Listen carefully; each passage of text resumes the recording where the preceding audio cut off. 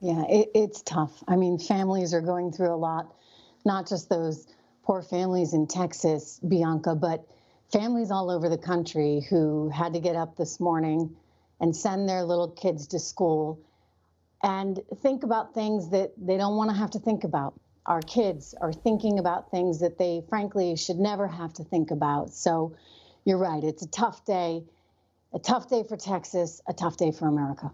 And, you're a mom and I'm a mom. I mean, we just, wake up and, like you said, you hold your children tight, and then knowing that there are others who do not get that opportunity today, and your heart breaks. And obviously there'll be a lot of talk about this suspect, his motives, but it seems to be that we need to have a conversation about mental health in America. This is an 18-year-old, especially with what we've seen with COVID. What do you make of the conversation that should be happening when we talk about issues like this? Look, the reality is we have seen an escalation, Bianca, especially amongst the youth in America, of mental. I personally believe that there's a correlation between that rise in mental health problems and some of the garbage, and I mean garbage, that the internet is feeding our kids. And so there's got to be some recognition, and look, there's a joint effort by both Senator Blackburn out of Tennessee and Senator Blumenthal out of Connecticut to try and get some parameters around what our children are being exposed to, because kids can go down a very, very bad tunnel. These algorithms are super sophisticated, and I do believe that the rise in mental health issues alongside everything else, suicide rates, an increase in eating disorders, this is directly tied to what kids are being exposed to at an extremely inappropriate age. And so it's hard that's to one really, issue. yeah. The other issue is just, block, you got to block and tackle this, right? I mean, is there a way that we can improve security at schools so that not just anybody can waltz into the campus? I understand it's more complicated when it's a child themselves that might be an active shooter in these situations, but how can anybody just walk into a school? Maybe we need cards that they have to scan. Maybe we need more in terms of security outside the school. These are things that we do need to debate as a society, not to mention teachers being more active perhaps in identifying kids that might have problems and look the take it on in a bigger way. I want to also, and they did have their own security there. I also want to talk about the issue of, where the conversation goes when it comes to people weighing in on this. Obviously, this is a day where we want to think of the victims. We want to think of the people still fighting for their lives. But people are sort of politicizing this. I want to play a clip of the NBA coach Steve Kerr partly blaming Republicans. This was at a press conference before a game. Let's hear his reaction. When are we going to do something?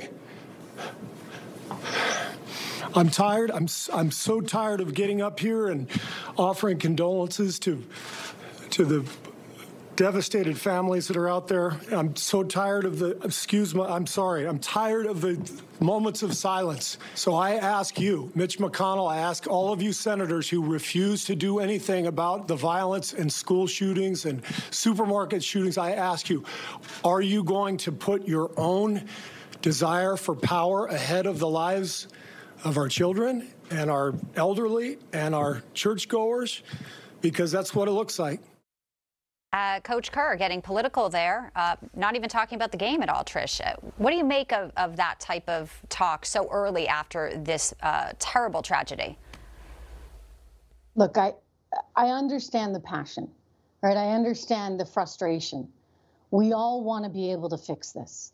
And it's an emotion that I think that everybody has. However, it's also not appropriate at this point to be politicizing it in various ways. And like he's a coach, so it's not as tough as perhaps what we saw even from the president, who immediately came out and blamed Republicans, the gun lobby. I mean, this is sort of their go-to move. And what disturbs me, Bianca, is that it's not appropriate at this point in time, number one. But secondly, I worry that given the raw politics of the world in which we live, I worry sometimes certain parties are just trying to, dare I say, use situations to their advantage.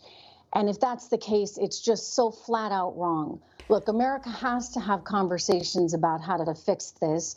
I don't believe that taking away everyone's guns would result in being able to control some of the horrible, horrific things that are happening in society.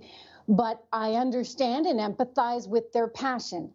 I just think we got to be careful about the politics, and I would hate to see anybody politicize moments like this, because it's not fair, it's not right, and this is a day of mourning. Absolutely, and obviously the families there very sensitive to their thoughts and what they're dealing with.